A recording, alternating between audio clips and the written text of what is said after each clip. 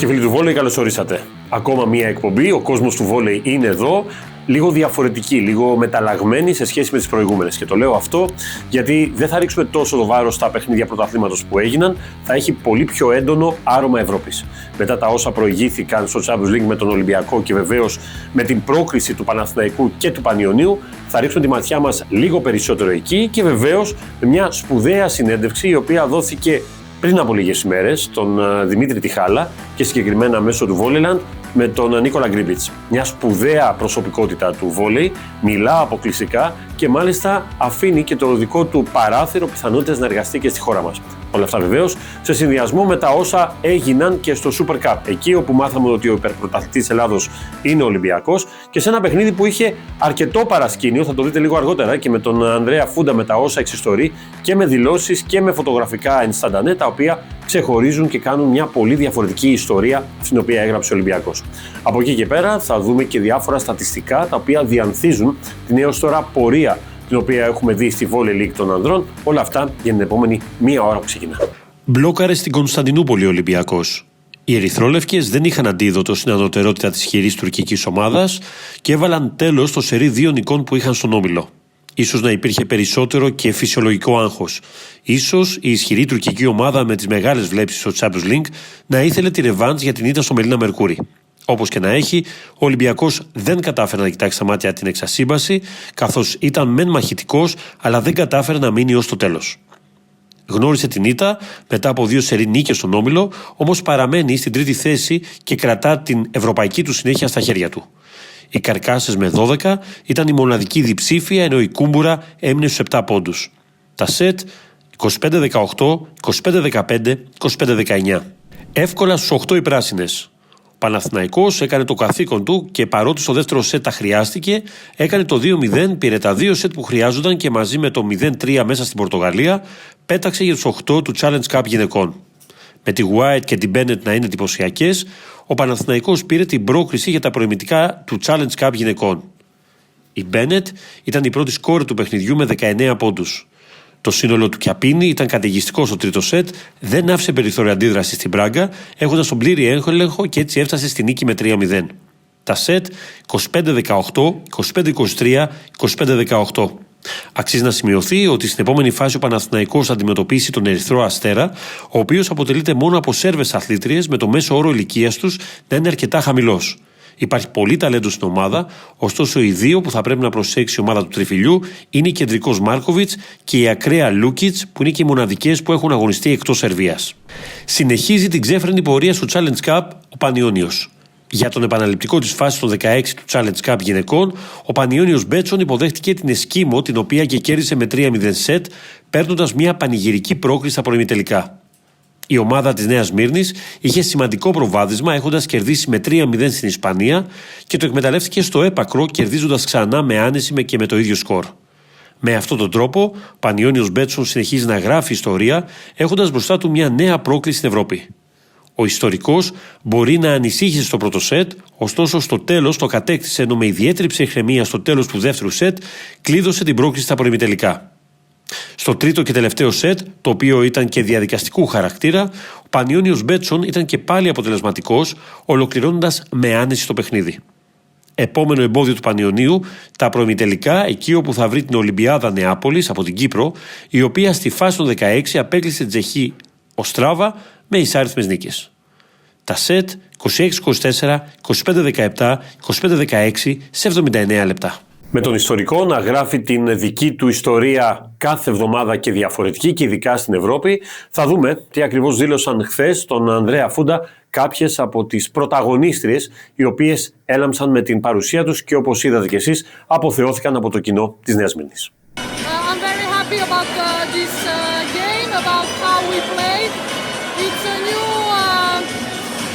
New team for me and I'm a new player for the team, so we still need a little bit of adaptation, but I believe that we will do it as fast as we can because it's an historic season for the club, an historic win for the club in European also, so we need to be as strong as we can.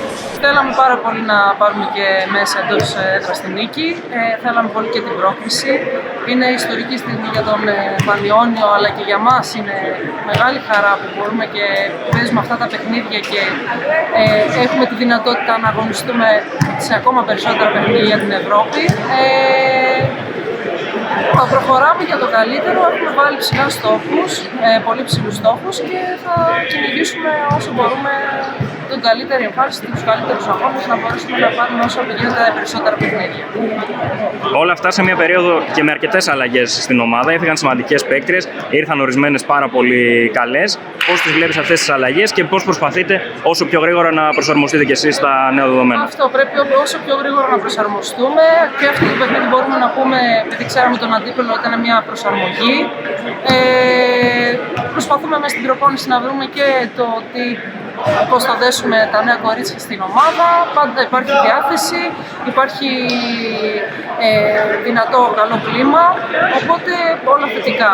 Δεν μπορώ να βρω κάτι αρνητικό, απλά θέλουμε λίγο χρόνο ακόμα στο γήπεδο, λίγες επαφές ακόμα. Και μετά τα όσα έγιναν με την ευρωπαϊκή λάμψη και το άρωμα Ευρώπης, το οποίο έχει να κάνει και με τον Ολυμπιακό και με τον Παναθηναϊκό και βεβαίως με τον Πανιώνιο, πάμε να θυμηθούμε λίγο τα του Super Cup. Εκεί ο Ολυμπιακός έκανε μια απίστευτη ανατροπή και το 0-2 το έκανε σε 3-2. Σε τέτοιους τελικούς και απέναντι σε έναν αιώνιο αντίπαλο όπως είναι ο Παναθηναϊκός δεν είναι και το πλέον εύκολο, αλλά αναμφίβολα το έκανε με εμφατικό τρόπο και δικαίως πήρε την νίκη. Από τη μία πλευρά υπάρχει προβληματισμός, σκεπτικισμός για τον Παναθηναϊκό και εν ώψη του νέου ντερμπι για το πρωτάθλημα το οποίο ακολουθεί. Από την άλλη πλευρά, στον Ολυμπιακό φαίνεται ότι είναι απόλυτα ικανοποιημένοι γιατί μέχρι στιγμής έχουν πετύχει το απόλυτο, δηλαδή 2 στους 2 τίτλους μετά το League Cup και το Super Cup. Είναι μέσα στην Ευρώπη και βεβαίως θέλουν το καλύτερο στοιχείο το οποίο μπορούν να βρουν για το πρωτάθλημα. Το τι θα γίνει στο πρωτάθλημα είναι μια διαφορετική υπόθεση. Ας δούμε όμως τα κυριότερα στοιχεία του αγώνα, δηλώσεις και βεβαίως φωτορεπορτάζ από το Super Cup ανάμεσα σε Ολυμπιακό και Παναθηναϊκό. Μεγάλη ανατροπή και δεύτερη φετινή κούπα για τον Ολυμπιακό. Μετά από έναν συναρπαστικό τελικό στο Δημοτικό Γυμναστήριο Μαρκόπουλου και με πολλές εναλλαγές στο προβάδισμα και στα συναισθήματα, ο Ολυμπιακός Όνεξ πήρε τον τίτλο. Έκανε μια μεγάλη και σπουδαία ανατροπή, διότι γύρισε τον τελικό από το 2-0 υπέρ του Παναθηναϊκού. Επικράτησε 15-9 στο tie break και έτσι πήρε ακόμα ένα τελικό. Ήταν ο δεύτερος τίτλος σεζόν. Αντίθετα, ο Παναθηναϊκός ήταν μπροστά με 2-0, αλλά και 18-16 στο τέταρτο σετ, εκεί όπου πραγματικά μπλόκαρε. Κορυφαίοι από τον Ολυμπιακό Ατανασίεβιτς με 24 πόντους, αλλά και 57% στην επίθεση, αλλά και ο Καβάνα με το εξαιρετικό μοίρασμα της μπάλας, ενώ από τον Παναθηναϊκό ο Νίλσεν με 28 πόντους. Ο Ολυμπιακός έφτασε στις 4 κατακτήσεις στο σύνολο σε επίπεδο Super Cup και έπιασε τον Ηρακλή που έχει 4 τίτλους, ενώ ο ερυθρόλευκος οργανισμός έφτασε τους 339 τίτλους στα 5 βασικά ομαδικά αθλήματα.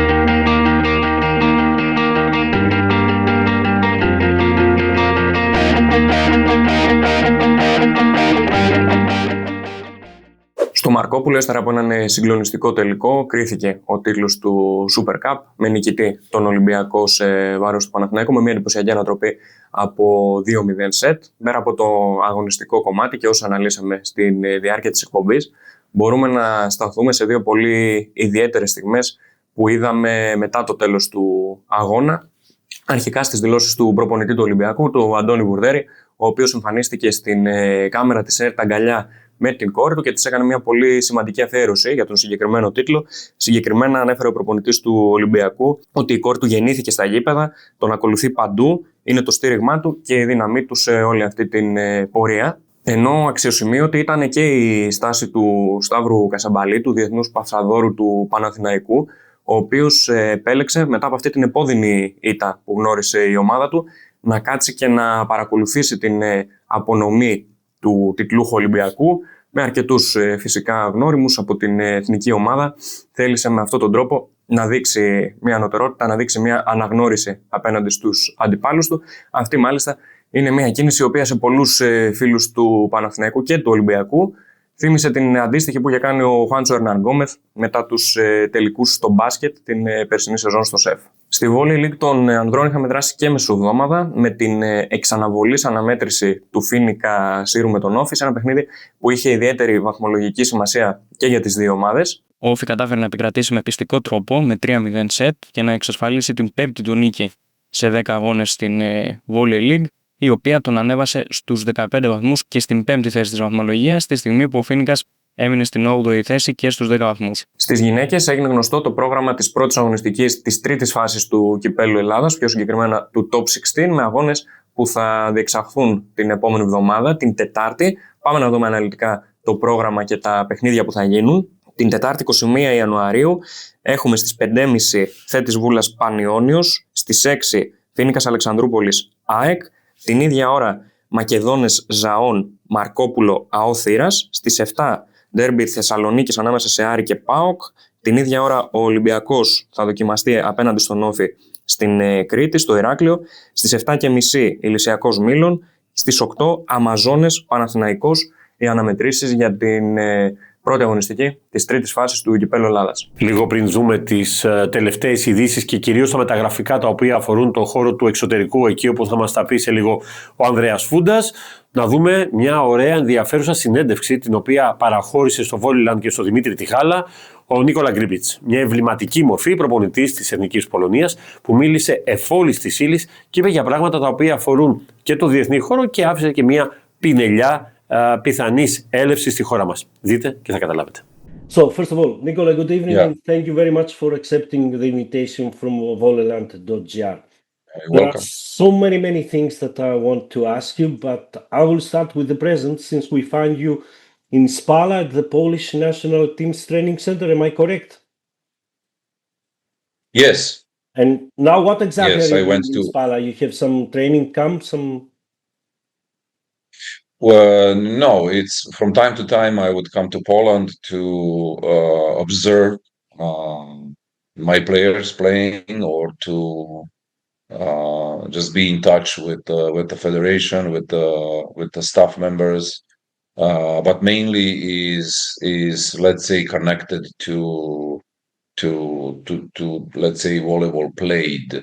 So right now, a federation have in that center in Spała, they have also one team of youth where many of the let's say most talented players from Poland are having let's say like a collegiate where they will eat, they will sleep, they will live practically, and then they will go to school. So it's already a couple of times that I've been there to watch their practice or to just meet with them, boys and girls equally, that doesn't matter.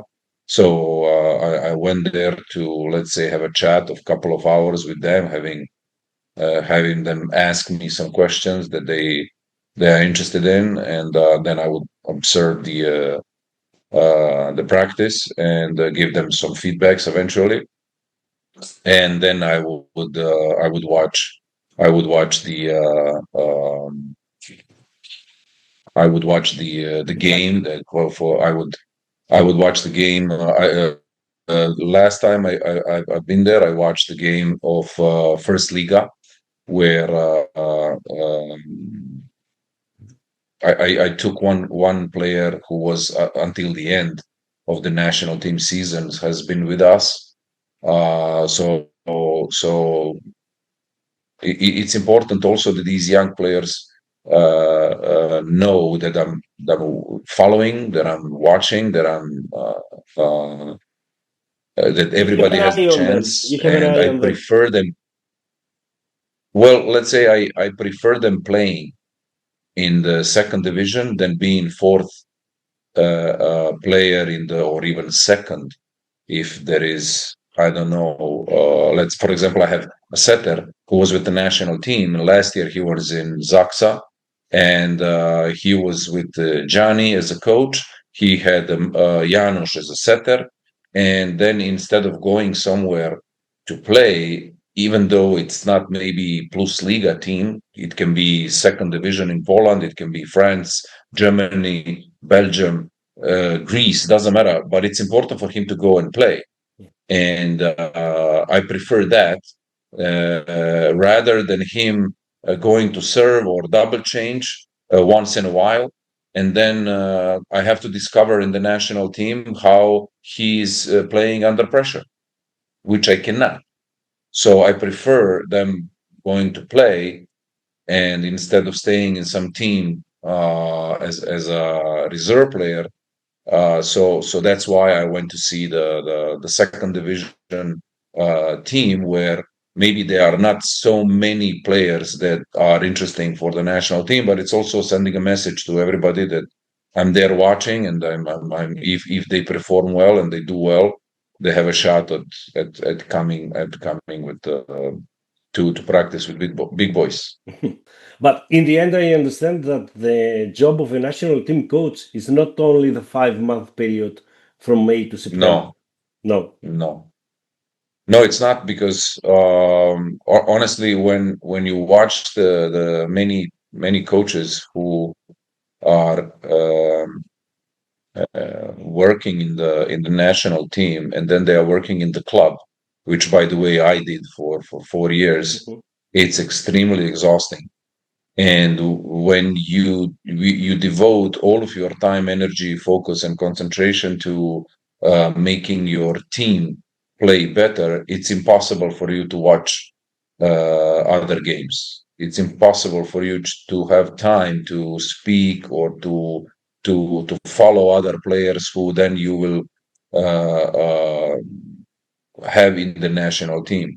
Sometimes or many times, if not always, all of your assistants are also involved in the clubs, so they also have a lot of work to do, and they also don't have time to watch many guys. What you do then usually is, if that's the situation, you would, at the end of the season, you will then start to watch the games, or to see the statistics, or in order to understand which player might be interesting. But right now, when you are working only with the national team, it's much let's say better to do that. I'm not saying you shouldn't do 2 jobs, because again, I did that. It's exhausting. It's possible to do it, especially if you have a good staff. But let's say that when you do only national team or only club, then you will obviously have more time to do that job better. So that's what I'm trying to do. You're giving a good pass for the upcoming questions, but we will discuss later about the upcoming World Championship. You have split your life between Serbia and Italy. In Serbia, you were born. In Italy, you made this great career. But now you are in Poland. Yeah. What is it that has turned Poland into a modern mecca of volleyball? Because seeing it outside, living in Greece, we saw Poland exploding with the national team, their league, their teams. They have amazing stadiums. What is it behind this turnaround of Poland? Well, honestly, it's as you said, they were winning medals during the national team season, but let's say they didn't have that continuity of winning medals all the time. They had a good league, but let's say before the war, Russia and Italy were the 2 championships that all the strong players who earn a lot of money would go. So Poland wasn't so interesting to the, let's say, the best players on market. But since I came, we in 4 years we had 9 tournaments. One was the qualification tournament for the Olympics, where we won all 7 games. So we didn't have a medal. We have a baseball hat, but we won 8 medals out of 8. So let's say that continuity of the winning medals, even though it's only bronze. I'm sorry, it's only bronze on the World Championship, but we have that continuity, which is great for the obviously the fans, the people who are following volleyball, for sponsors, for everybody. So let's say a little bit that war in Russia stopped many players going there. Also, the economic power of the clubs diminished a lot. Many players playing in Poland. I mean, right now you have 4 players out of everybody who is playing in the national team is playing abroad. So majority of the players are playing in Poland, and Poland has a lot of good players. So I think many things, gathered, made the championship really good. Made that the Polish volleyball. It's not. It didn't just like. I mean, maybe you see it better from outside. You said it exploded, but I think it was just that there were more, let's say, cameras on what is going on, but it's not like anything changed in Poland in recent 4 or 5 years in regard of the championship. I think the changes started in the beginning of the previous decade, in 2012, 2013, when they closed the league and put some terms in order to have a team participating in the first league, and that's how they started to increase the level. Well, honestly, I think that 2014, when they won the World Championship in Poland, let's say, gave a lot of a great boost. 6 years later, after 3 coaches changing, a nightmare summer. They were in the bottom of the table in the VNL. They didn't succeed in the World Championship. Hand on heart, what do you think isn't working properly in Serbia, and how optimistic are you about Serbia's future? I'm not optimistic, in a sense that every country has their system. Yes. Because Poland is not only federation who is investing in youth; it's Ministry of Sport who are paying. They have a budget of 25 million euros for the youth, and that doesn't have anything to do with Federation of Volleyball. So Serbia doesn't have that budget. Serbia is organized differently. So I know that you cannot apply that type of system from Poland to, or from the clubs like Italy in Serbia. It's impossible. And but you have to try. There are possibilities for you to try to organize youth, to organize let's say coaches, to organize schools, to organize clinics, and to invest in players who will succeed the players who are playing now. And I don't see that. I don't see any like a great talent coming up. I don't see strategy. You can have a bad strategy, but it's better to have a bad strategy which you can then change than not having a strategy at all. And unfortunately, I see this also in the women's part, which had much more success lately than men. But I think federation should work much more harder and much more let's say, in a detailed and programmed manner to do everything they can in order to try to create new champions. And that's a long process. You cannot do that 1-2 years and then expect the miracle. That's impossible, because that's also the key to success to Poland and Italy, because they are working for years. The things that you don't see, you just see the guys who are playing in the national team, but for years and years and years, they were investing, and every year they are continuing to invest. And in Serbia, we have a mentality like, I'm investing now in the morning, and in the up to the evening, I want already to have Olympic champions, which is impossible.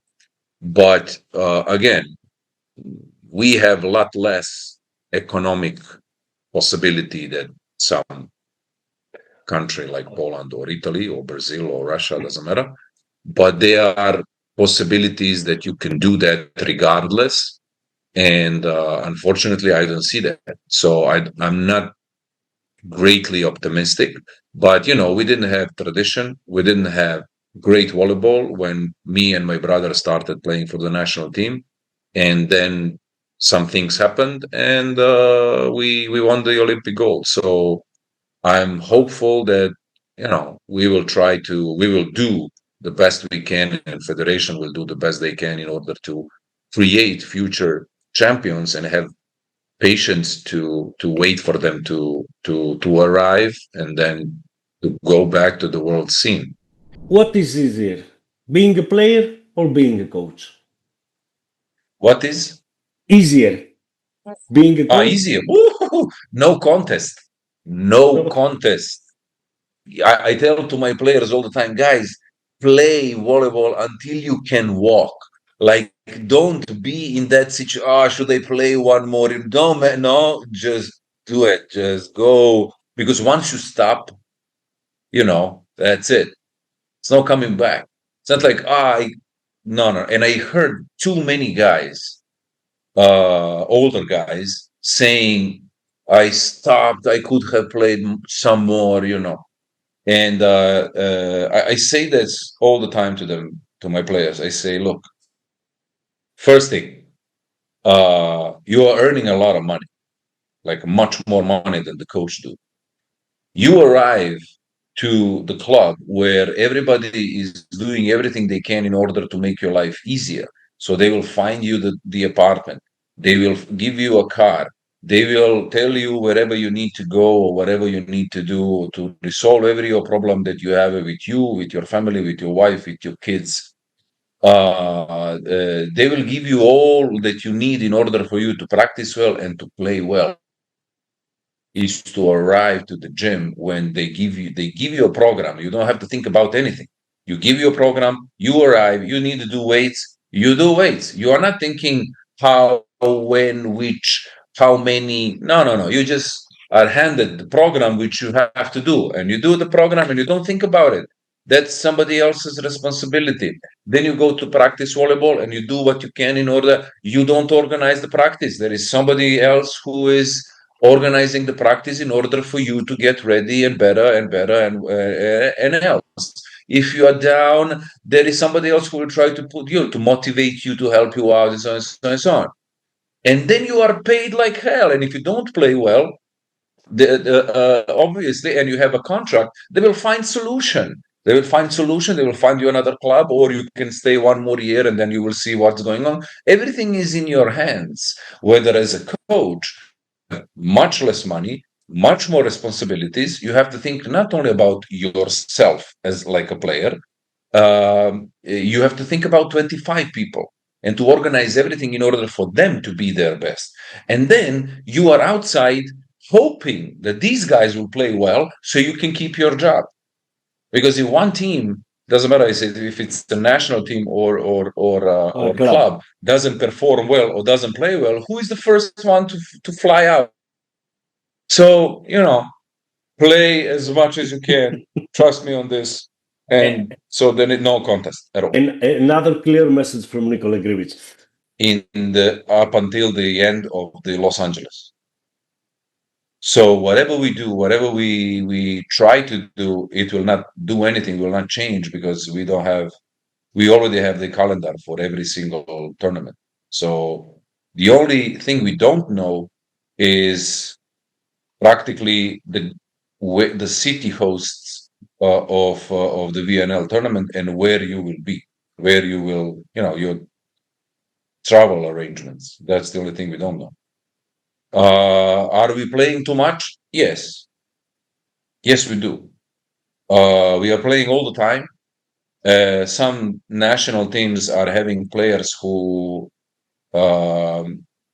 they don't have a great pool of players or great pool of quality players.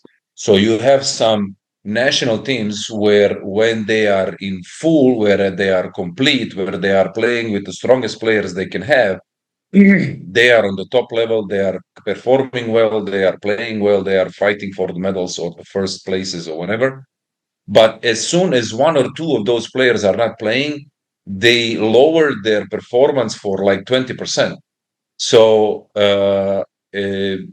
many times happen that many of those teams are playing with the same players all the time, in order for them to stay on the level, because they cannot say, okay, I will give 2 days off to this or that guy because they are tired.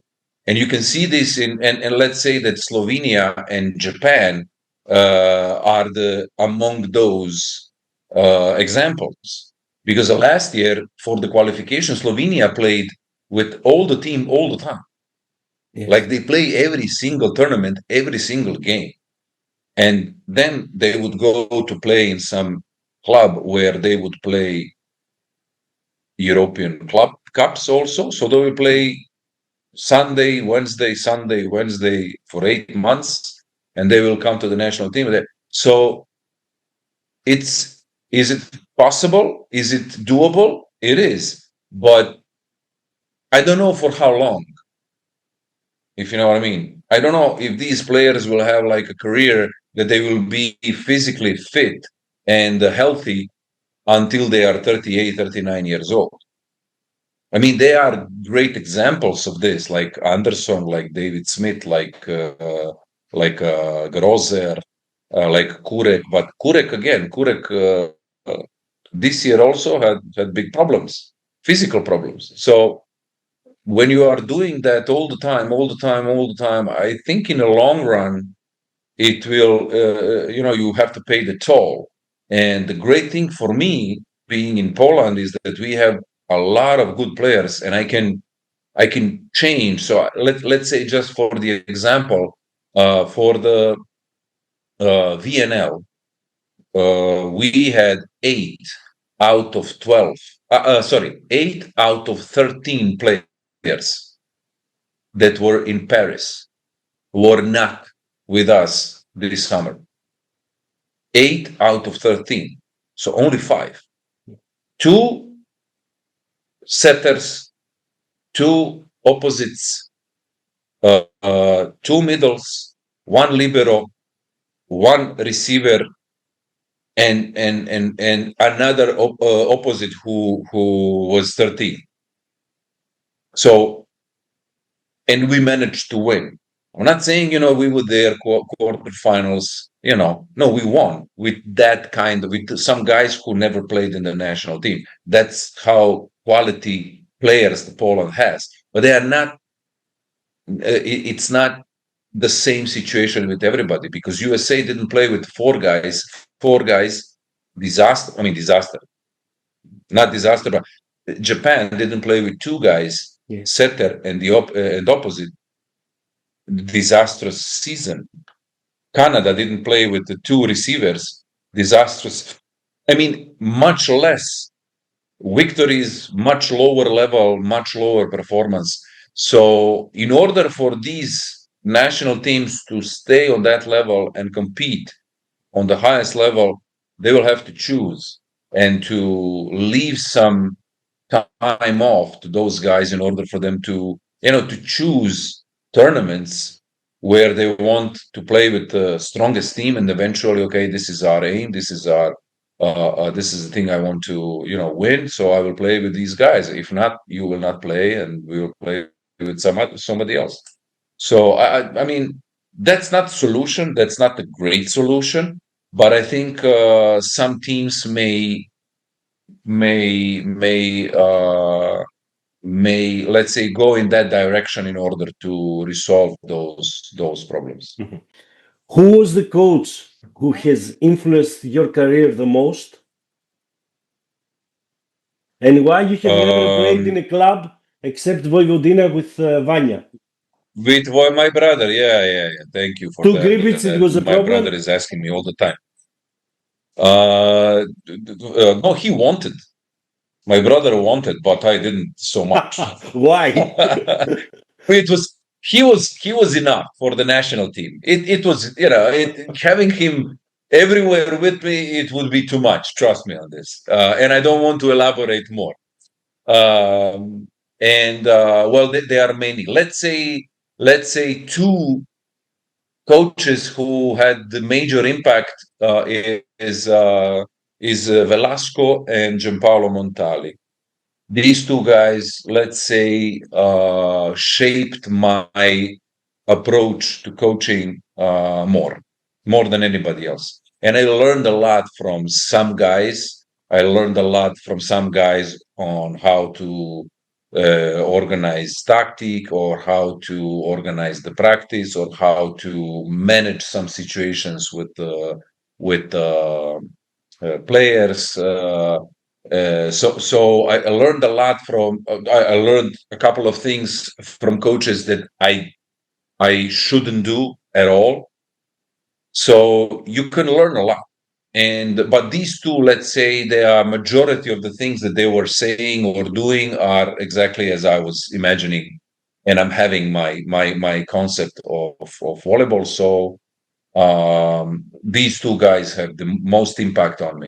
Στα νέα του διεθνούς χώρου θα ξεκινήσουμε με μια πολύ σημαντική είδηση, μια ανακοίνωση στην οποία προχώρησε ο ίδιος ο πρόεδρος της ΣΕΒ, ο Ρόκο Σίκιριτς, ο οποίος έκανε γνωστό ότι τα δύο επόμενα Final Four του Champions League των γυναικών, το 2026 και το 2027, θα διεξαχθούν στην Κωνσταντινούπολη, και πιο συγκεκριμένα στο γήπεδο της Φενέρμπαχτσε. Στην Κωνσταντινούπολη είχε γίνει και το περσινό Final Four, το οποίο τελικά κατέκτησε η Κονελιάνο, ενώ δεν αποκλείεται, αν και δεν έχει ανακοινωθεί επίσημα, και θα περιμένουμε λίγο ακόμα για την απόφαση, να ισχύσει το ίδιο και για το Final Four του 2028, σε μια σειρά κινήσεων που δείχνουν ξεκάθαρα την στροφή της ΣΕΒ προς διοργανώσεις στην Τουρκία.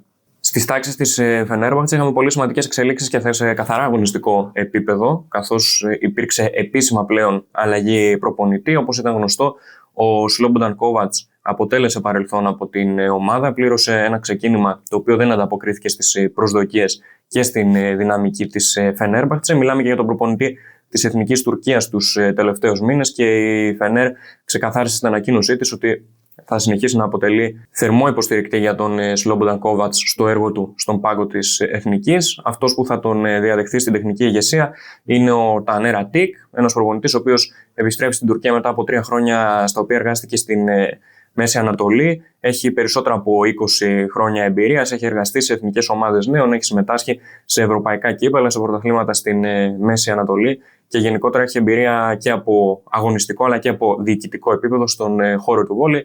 Αυτός θα προσπαθήσει να επαναφέρει την Φενέρ στον δρόμο των επιτυχιών. Η Βάκιφπανκ, μεγάλη αντίπαλος της Φενέρμπαχτσε και πρωταθλήτρια Τουρκίας, συνεχίζει τον σχεδιασμό της εν ώψη της επόμενης σεζόν και έφτασε σε μια πολύ σημαντική συμφωνία με την Σέρβα ακραία Βάνια Ιβάνοβιτς, την 21χρονη πάρα πολύ ταλαντούχα παίκτρια, την οποία θα δέσει με συμβόλαιο μέχρι το 2028, διευρύνοντας έτσι την σέρβικη παροικία την οποία έχει χτίσει. Η Ιβάνοβιτς στη νέα σεζόν θα βρει και την Διάνα Μπόσκοβιτς, την Σέρβα Σταρ, όσο και την Καταρίνα Ντάνκουμπιτς σε ένα πάρα πολύ ισχυρό σύνολο. Στην Ιταλία η Νοβάρα κατάφερε να φτάσει σε μια πολύ σημαντική συμφωνία, καθώς έκλεισε για την επόμενη σεζόν και αυτή την Βραζιλιάνα κεντρική Τζούλια Κούντιες, η 23χρονη, η οποία θα αγωνιστεί για πρώτη φορά εκτός Βραζιλίας, θα ενταχθεί στο δυναμικό της Νοβάρα μετά το τέλος της τρέχουσας αγωνιστικής περίοδου. Αφήνοντας τα μεταγραφικά, θα πάμε στην Πολωνία, όπου γράφτηκε η ιστορία, καθώς η Λούμπλιν κατέκτησε για πρώτη φορά στην ιστορία της το κύπελο Πολωνίας, το προσέθεσε στην πλούσια τροπεοθήκη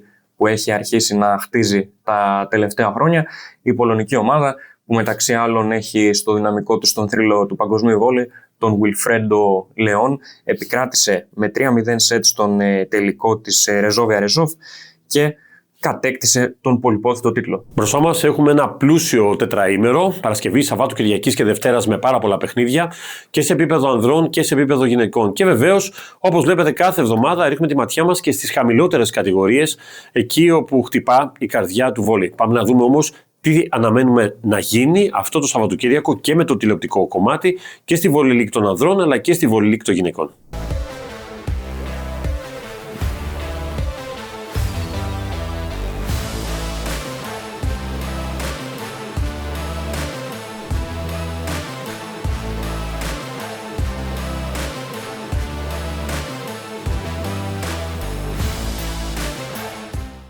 Ο επίλογος της σημερινής μας εκπομπής θα κλείσει με νούμερα, αριθμούς και στατιστικούς δείκτες, οι οποίοι δείχνουν τους πρωταγωνιστές του πρωταθλήματος της Volley League των ανδρών.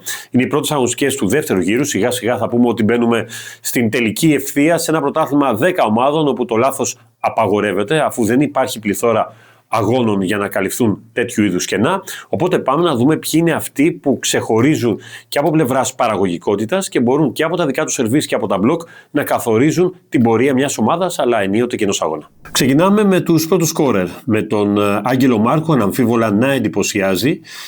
Η διαφορά που έχει να κάνει με τους πόντους ανά σετ είναι αναμφίβολα εντυπωσιακή και τον φέρνει στην πρώτη θέση με 5,86, πράγμα που σημαίνει ότι έχει 205 πόντους σε 35 σετ, και ακολουθεί ο Ερνάντες του ΠΑΟΚ με 5,32 και τρίτος ο Αλεξάνδρ Ατανασίεβιτς με 5,31. Επαναλαμβάνω, είναι συντελεστές οι οποίοι βγαίνουν με πόντους ανάλογα με τα σετ τα οποία έχει παίξει ο κάθε παίκτης.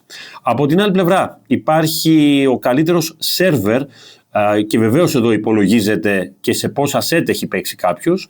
Ξεχωρίζει ο Λίμπερ Μαναγκάμες, ο παίχτης ο οποίος τον βλέπουμε και ως κεντρικό. Στο τελευταίο μάτς με την Καλαμάτα τον είχαμε δει και ως διαγώνιο. Λίμπερ Μαναγκάμες λοιπόν, κορυφαίος σερβερ με 0,81. Τι σημαίνει? Ότι έχει 22 στα 27. Άγγελος Μάρκου εντυπωσιάζει ο διαγώνιος Καλαμάτας με 0,8, δηλαδή 28 στα 35, και ο Δημήτρο Γιάντσουκ με 0,79, και ενώ βλέπετε και τους πρώτους 5 που είναι και ο Πέντρο Μολίνα και ο Αλεξάνδρ Ατανασίεβιτς.